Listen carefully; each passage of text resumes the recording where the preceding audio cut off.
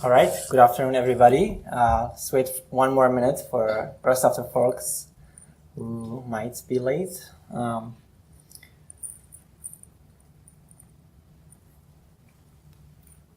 Everybody can hear me well? Yeah. Good. All right. My name is Medya, and today's topic, my topic is K8Guard, an auditing system for Kubernetes. Before I start, a little bit about me. I am an SRE at Google. However, in this conference, I'm not representing Google. I'm representing myself and my open source projects. I have a few open source projects. One of them is Winaker for Spinnaker and K8Guard for Kubernetes. And I've spent most of my professional life working with infrastructure automation, infrastructure as a code, DevOps, working with different clouds and tools for containers and virtualizations. I went to school in Chicago, worked in different states in the United States, and recently in California. My open source project is under Apache version 2. And a few disclaimers: in Apache version 2, you could commercially use it, you could modify it, distribute it, or sub-license it.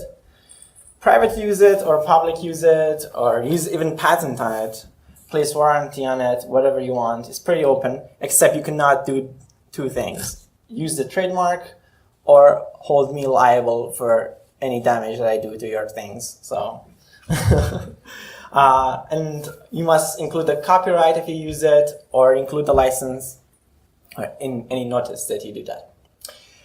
So I actually built K8Guard when I was working in a retail store, the same retail store that made these cute baby clothes. Any idea which retail store in the United States makes the cutest baby clothes? Carter. Where? Carter. Carter?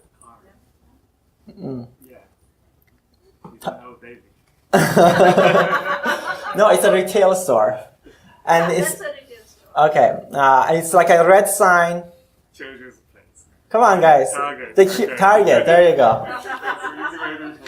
So I used to work for Target, and we developed this tool when I was working for them. One thing about K8Guard, if you notice, there's something is missing. Can anybody tell me what is missing in this name? Something looks wrong. Yes. Yeah, exactly. Good job. Kubernetes is usually shortened for K8s. In many tools, you say K8s this, K8s that, but this is K8Guard, not K8Guard.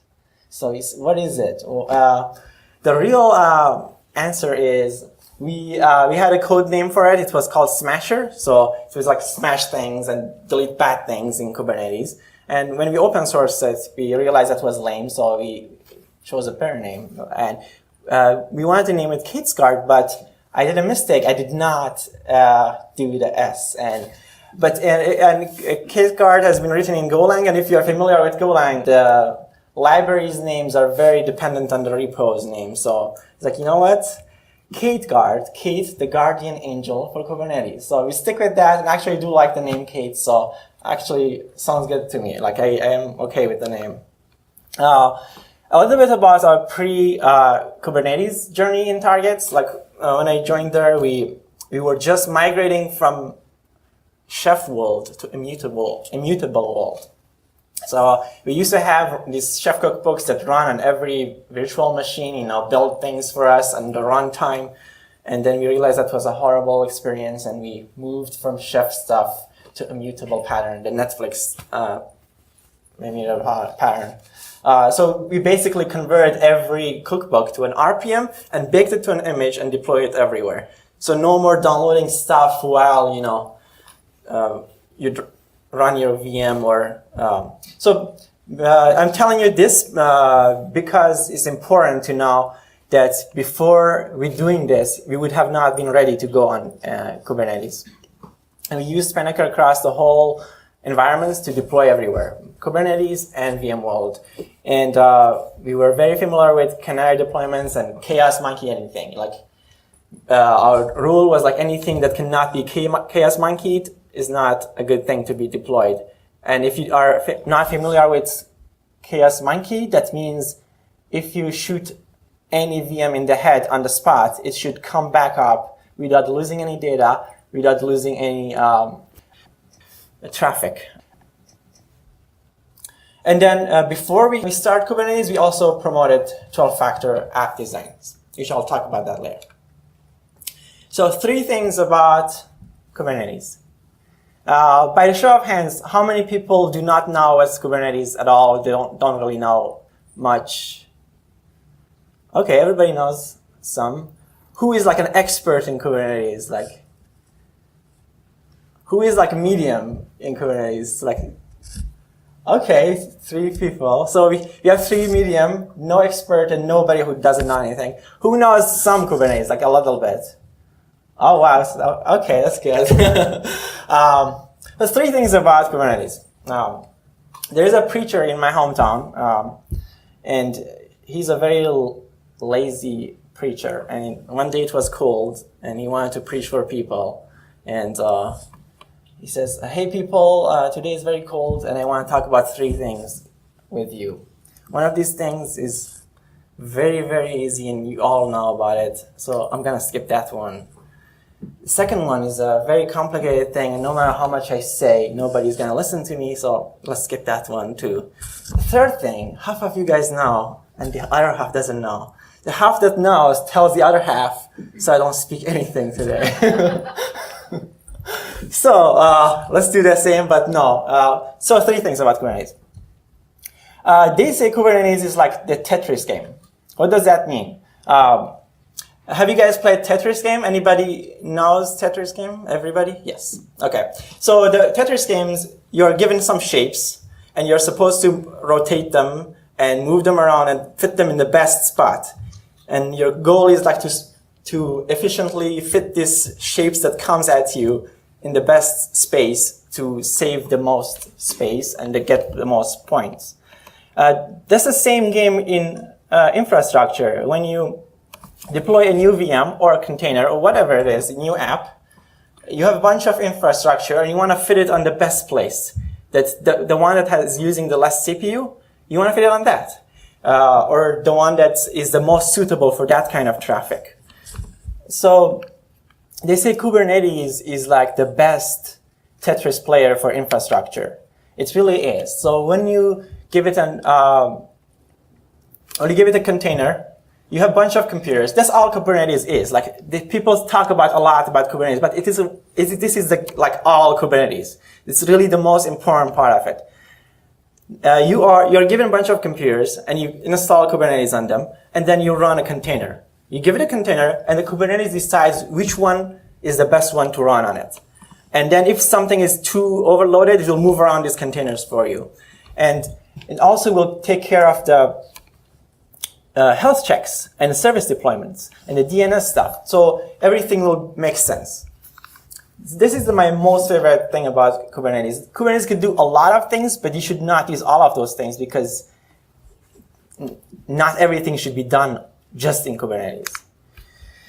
I want to define something called the shiny problem. It's just a made-up thing I just made up this morning. It's not a real thing. I have been to many technologies through my professional life, and everything shiny and trendy, everybody wants to jump on it. I remember the Chef times, everybody wants to convert everything to Chef, and then they would do that, and then they would end up costing more money than doing it manually, and then everything will break down and nobody would know how to fix it either, just because Chef was trendy. I'm not trying to bash Chef and say it's a bad thing. I'm just like, when it was shiny, it was trendy, people did not know how to use it. They just wanted to be on it. And to be honest, Kubernetes has been like that, especially when we started at Target 2 years ago. A little bit of Target. Target has thousands of developers, by the way. You guys might not know. Target is a big organization and it has thousands of developers. And everybody wanted to be on Kubernetes. And when we first introduced Kubernetes, we saw people who did not know how to use it properly, and we had these problems. So I'm going to show you some of these problems. that we had with Kubernetes. By the way, I'm not going to just talk about the problems. I'm going to eventually talk about solutions, which is the solution is K8Guard. But let's just talk about some of these problems that we had during our onboarding process for Kubernetes. So if you look at this YAML file for ingress in Kubernetes, there's something extremely dangerous and wrong. Can anybody spot that dangerous thing?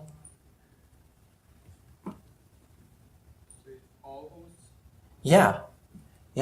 So if you look at the host, it's a star. So ingress in Kubernetes is like basically you tell Kubernetes what endpoint it should receive traffic from. So when you say host star, you say to Kubernetes, all the traffic that comes to Kubernetes cluster should be sent to this container, like all the traffic. So it's very easy to make that mistake because people templatize these YAML files and they had these weird regexes and stuff like that. And they had some name star and they end up forwarding all the traffic for all the cluster, for all the teams, thousands of developers to their container. That's a dangerous thing. And you can totally do that in Kubernetes. Another problem was people who deploy 15 gigabyte container image sizes. This is real, for real. Like Ubuntu, and on top of that, they would put JDK, and on top of that would put some other binaries and libraries that it wouldn't ever use. But why is that a problem? If you remember, Kubernetes is like a Tetris game. Kubernetes tries to move around these containers across different spaces to find the best one. When you have this 15 gigabyte image, it takes a lot of time to do that. And people will try to deploy something to Kubernetes when something like this is happening. And they would say deploy to Kubernetes. It takes 15 minutes to just deploy. It's like, what's happening? Oh, somebody is deploying a 15 gigabyte image. And you could easily prevent this. Especially with Docker's multi-stage Docker files, you could build you could even use JDK, whatever you want, all of the things. Just copy the end results to the last container. Use a lot of intermediate containers and just copy the last binary to that. And you could make a 40 megabyte container beautiful. But don't do this. Like this is going to kill your clusters. And it's going to cost you more money than if you use VM. So if you are so excited to come on Kubernetes and your app is 15 gigabytes, you're going to lose money for real. If you care about money. If you don't. Externally hosted images. I didn't put a YAML file for this one. Let's say you want to have a deployment, right? And you say the container image is something in Docker Hub. That's totally fine to use something on Docker Hub, except if you go in prod and then that Docker image is not available because Docker Hub rate limited you, or because that Docker image been deleted by the author, you're screwed. You are really screwed. So another problem with this is you cannot scan the images which is externally hosted. So for both availability and security, you should not use externally hosted images. You should always download the image, host it somewhere yourself. So that's another problem that developers used to do. Is it text readable? This one? Yeah, that's Freddie Mercury, my favorite singer. Too much permission will kill you if you don't know how to use Kubernetes. Another problem that people did was using root and privileged containers. What does that mean? Like in Kubernetes, you are completely allowed to run a container with root privileges. Just you add extra capabilities, root privilege. That's all you have to do, and the container will be root container. What does that mean? That means your container can read all other containers and inject files into them. I'm not saying your developers would be malicious, but it's very dangerous to do that because they might not know that they are stepping on other containers' foot. And they can intercept the traffic of the whole cluster. That's not a problem with the root container. So we didn't want people to do that either. Another problem. Anybody ever used Kubernetes with a volume, like your container with a volume? Yeah, okay. So it's okay to use a container as a volume. I'm not saying do not use that, but this is a different one. Mount a host path volume. What does that mean? Host path means mounting the Kubernetes file system to your container. Almost, I'm saying almost 99.99% of the time, you do not ever need to use that feature, ever. But Kubernetes allows you to do that, and you could do that. It's wide open. The only time you want to use this one is like if you want to change the Docker socket because you think Docker is doing something wrong, which is, if you're doing that, it's like you know what you're doing. And that's like a very, very advanced, sophisticated use of it that I have never seen anybody use it. But I've seen people, developers, use host paths to put the configuration files in there. What does that mean? That means putting the configuration files and file data inside the Kubernetes file system. They could accidentally delete that or overwrite something and take the whole cluster down. Single replica. Does anybody know what I'm referring to when I'm saying single replica problem? This one was the most controversial one, and I have stories about that. Not many people like that. So another problem that we told people to deploy their deployments with at least 2 replicas. Nothing should ever be deployed with 1 replica, ever. And the reason for that is when you are in Kubernetes world, you assume that you're not saving anything inside your container. And if you're not using anything in a container, not saving anything there, that means you should randomly be able to receive traffic from any of them, any of the deployments. So if you're deploying single replica, that means you have actually never tried that. You don't know for sure it's going to be that. And then if one of the deployments goes down, then that means your deployment is going to be unavailable for a few seconds or till the next deployment comes up. That I got yelled at by developers, like, you don't know what I'm doing. Like, I know what I'm doing. Just let me do that. But when we forced people to not physically force them, but like with advice and examples, that's how you single replica.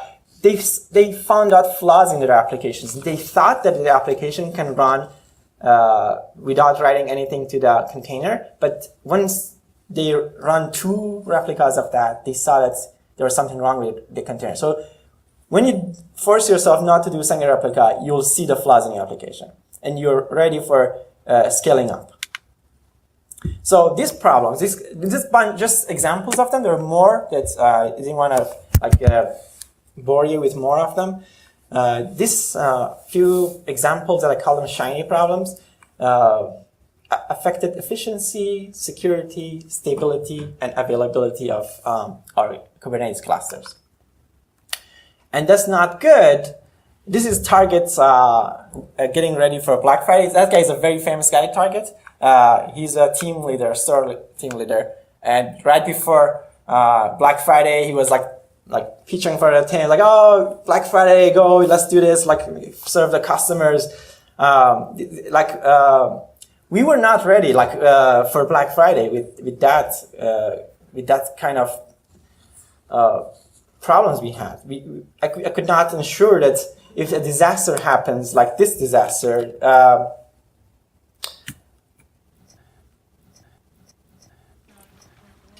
this video was a video of Target in Houston, Texas, that when there was a flooding happening and everybody was submerged underwater. But if you see in this picture, unfortunately, I forgot to give myself permission to this video.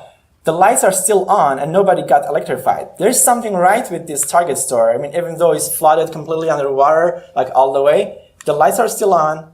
So this was a very nicely designed store, actually. So that was a good example that people didn't get electrified. The lights are still on. The emergency system are still working. We want to have the same thing. Keep the lights on for Kubernetes cluster to be happy. So we were inspired by the 12-factor app design.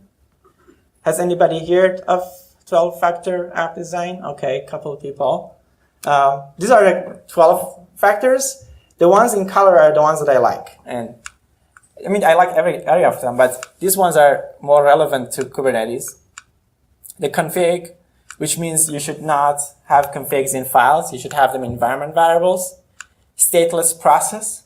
Your process should not store data on the container. It should always be stateless, your process. The concurrency, the one that I told you, the single replica, you should always be able to run your process in a concurrent way. If you're not, there's something wrong. Disposability, that means your process and your container should always be ready to be shot in the head and recover without losing data. That means disposability. And the logs. And the logs should be always streamed. Do not, for God's sake, write logs to the disk or to a file. Just stream it. That's because Kubernetes, by nature, will pick up all the logs in the standard output and the standard error and will stream it somewhere for you. You do not really have to write logs anymore. That's a lot of waste. Solution number one, and wrong. What was solution number one, which was wrong? Wake up with a pager's alert and figure out why a cluster is slow or down in the middle of the night, and set up a one-on-one meeting with the app teams and explain them the 12-factor app design, the best practices. This won't scale because Target has thousands of developers, and we did that. We did one-on-one advising, consulting with the team leads of each app team. This doesn't work. So solution number one, wrong. Solution number two. So we want to find an automated way to scan the clusters for violations, take action on those violations, and notify who did those violations in the Kubernetes clusters, and make a human-readable and searchable report out of these violations and the actions.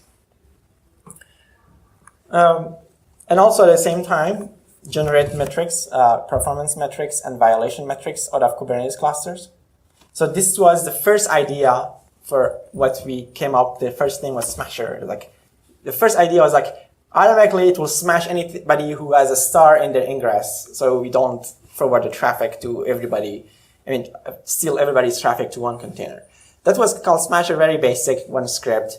But a smaller script got bigger and bigger and bigger. So this is some list of violations that K8Guard can currently discover and then take action on them. So I have example for every single of them, image size, very self-explanatory, image repo, extractability, privilege mode, single replica, invalid ingress, mount host path volumes, no owner, and annotation, stuff like that.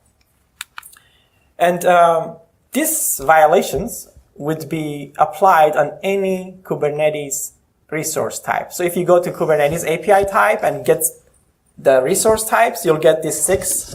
There are a few more recently. So any Kubernetes entity out there can have a violation on them, and we have a interface for that in K8Guard. Here's the design of K8Guard. This probably is like a scary design, but I'm going to tell you it's super easy. There's 3 microservices, the circles, discover, action, and report.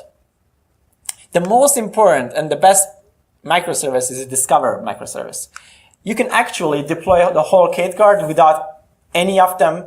You could just deploy the discover by itself. What discover does, it will call the Kubernetes API, scan it, and find all the bad things according to the bad things that you configure it to. For example, you could say any image over 5 gigabytes is a bad thing, or any image more than 4 megabytes, whatever. So discover will discover bad things, and it's an API, so you can use it as an API. You could just install this and see bad things.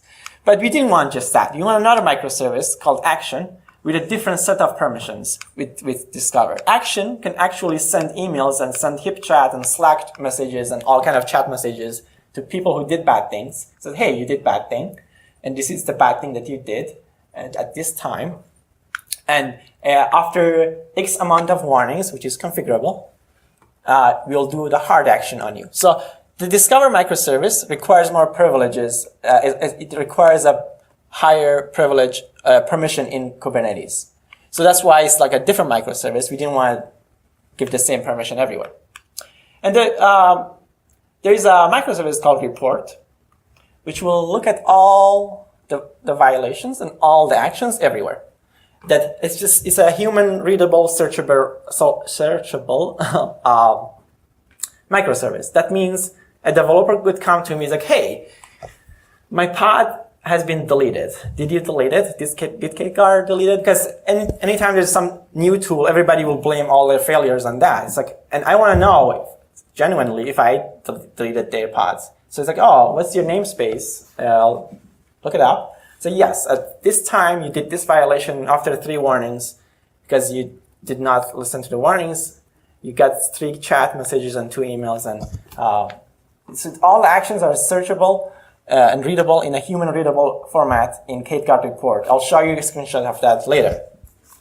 Another thing to look at I use a Kafka topic to send violations to K8Guard action, and the DB is Cassandra. I'm going to tell you more about the other alternative technology stacks that you don't have to use Kafka or Cassandra. You could use other things.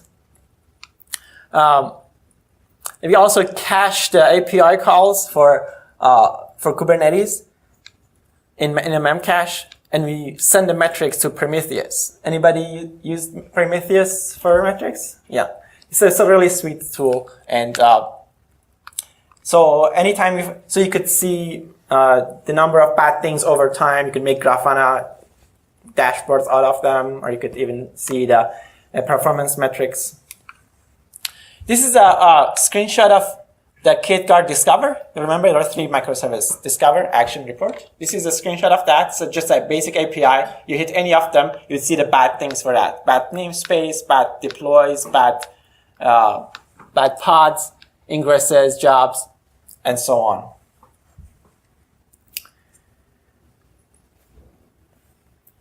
I explained the K8Guard action, and that once Discover finds bad things, action will first warn the people, and after X amount of warnings, it will either scale the deployments down to 0, or if it's a job, it will suspend the job, or if it's an ingress, it will delete it. And some violations are so severe that we do not give people warning, you just kill them on the spot. And again, this is configurable. You could configure what is an emergency or top violation that you cannot tolerate at all. Everything is configurable.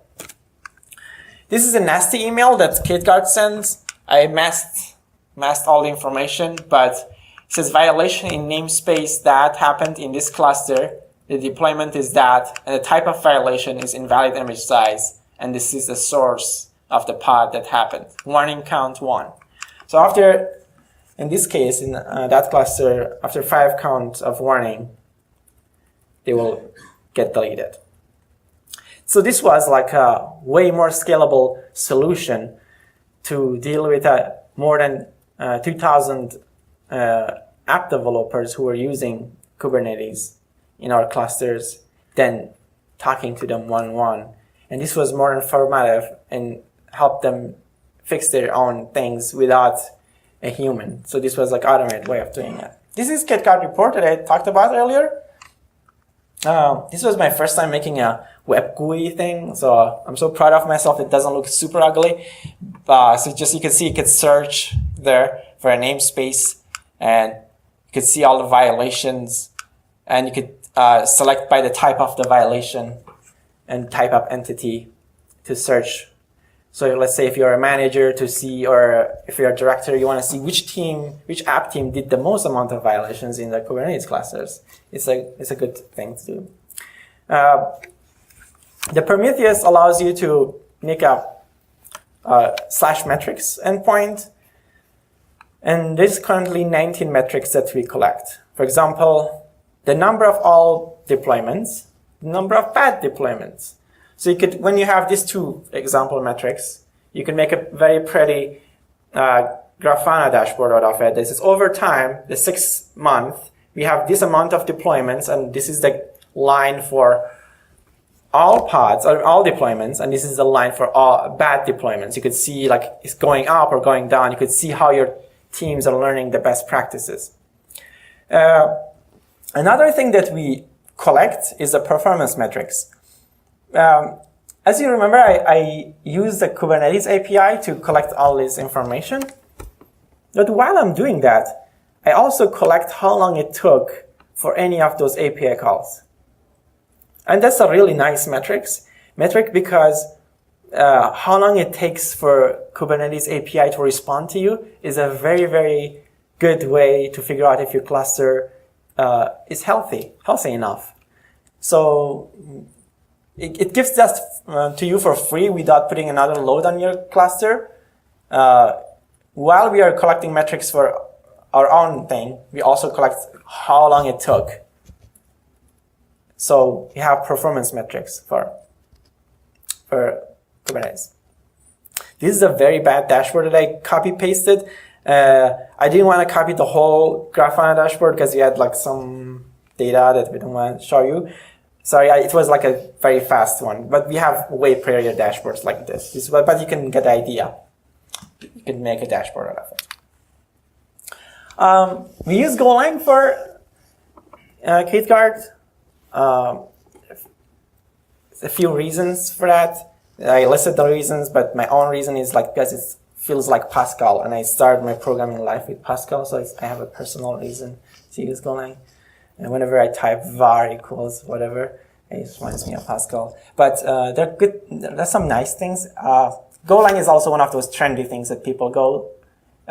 You should never go just for a trendy thing. But these are really good things about Golang that I really like. Statically linked libraries that makes it super fast, and it gives you it makes you not worry about the dependency problems when you run the code. It's no longer Ruby version 1 or Ruby that or Python 2, Python 3. You just run it. You just strip the binary and run it in a Docker. You can run it in a Docker scratch. Most of the K8Guard Docker files are less than 40 megabytes, and that includes Alpine. That includes the operating system. Compare that to the Java apps that is like a few hundred megabytes or 70 megabytes or whatever without the operating system. And it's a very small language. You could open up all the libraries and understand them. It's like, oh, this is what it's doing. It's not like heavy and big yet. I'm pretty sure in 5 years it's going to be probably going to be like not liking it at that time, maybe. I hope not. But for now, it's actually really clean, fast language. It's delightful to program in it. It has not become bad yet. That's what I like about it. And there's tons of new libraries. Everybody's like so excited to make their own libraries. They're good libraries. And by default, it encourages you to do the error handling correctly and also solves the problem of formatting. Golang is one of those languages that comes with a formatter. It's by default formats your code in a specific way, so no longer tab versus spaces. If you guys seen Silicon Valley TV show. Anybody seen Silicon Valley? No. Kubernetes itself is written in Go. How many times have you guys downloaded a project on GitHub and you wanted to run it and it never worked? Like the guy's like, oh, it works. It never did. Like I would install it and it says, oh, you need Python 3 and my system comes with Python 2. And I would go through the painful process of making my system Python 3 and we'll install everything and it still would not work. I hated that. It's like I promised myself never be one of those people that do that. Like, I would not do that to people. So I promised myself if I make a software, I'll ship it with everything that people need. Like so you could so I made everything work in Minikube and Docker Compose and Helm charts. So for real, if you go to K8Guard's repos, You saw K8Guard had a bunch of things: Cassandra, Memcache, Kafka, all those things. You could download all of that and run it with a one make command. I use the make files for that. You could just say make, build, deploy minikube. It will build it to your minikube.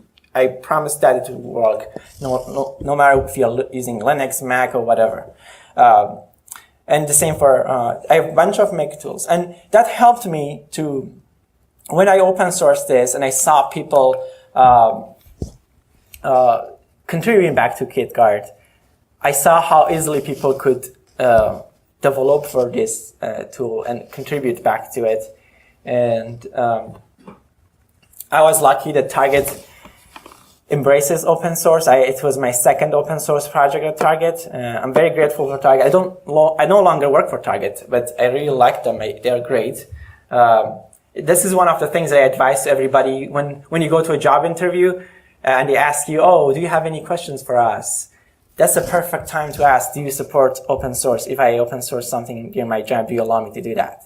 That's a great question to ask. And anytime I do a job interview, that's one of the top things that I ask them. And it's a great thing. It's like such a great thing to be able to, when I saw like other companies are using K8Guard, it was such a great excitement and they contribute back to K8Guard. Like, does anybody speak Russian? No? Okay. So that means only everybody knows everything, in Russian. And, I learned a lot from the open source community. I didn't know that you could use Redis as a messaging system. So they replaced Kafka and Memcache with Redis. So somebody added a makefile. They said, you know what? Do not use Kafka and Memcache. Just use Redis for both of them. It's like, oh my God, this is amazing. And some people did bug fixes for me. Some people added Helm charts to it. Some people added daemon sets for it. Thanks to like Ticketmaster.com, Armory, and so many developers across the globe, they contribute back to K8Guard. It was a tremendous experience for me to see people use my code. Every time I got a PR, I would like be super excited and so happy. And there was bad PRs, pull requests by PR, not public relation from pull requests. But I even learned from the bad PRs. I had a professor, he used to say that there's no bad questions, only bad answers. The same with PRs, I think. There's no bad PR, there's only bad merges. If somebody makes a PR, you still learn that somebody did not get something right because your code readability was not good enough. The future of K8Guard. So what do I think for the future of K8Guard? So currently K8Guard violations are hard-coded. I say interface, but I mean still like it's in the Go code that I define my violations. We should make that like an engine rule that you plug your own violation without even coding. You should just bring your violation. This is a set of rules that I define as a violation. And you should just not even name it violation. You just call it a rule. I mean, because you might just want to use it to do something for you. It's not a violation. And we should just replace the Kafka and the Redis thing with a cloud messaging thing, so you don't have to worry about managing that. And I currently do HipChat and Slack and email for notification. We should just delegate that to another tool that does that, PagerDuty or whatever it's out there. Something other than me. I don't want to be the guy who codes for HipChat or Slack or email or SMS all day. We should delegate that. So they're the future of K8Guard. I hope that you consider making a PR at K8Guard, and I would be very, very happy to merge it. You could check out K8Guard in either our website or you could follow me on Twitter or whatever you like. And at the end of it, I'm happy to answer any questions you have, if you have any. Thank you.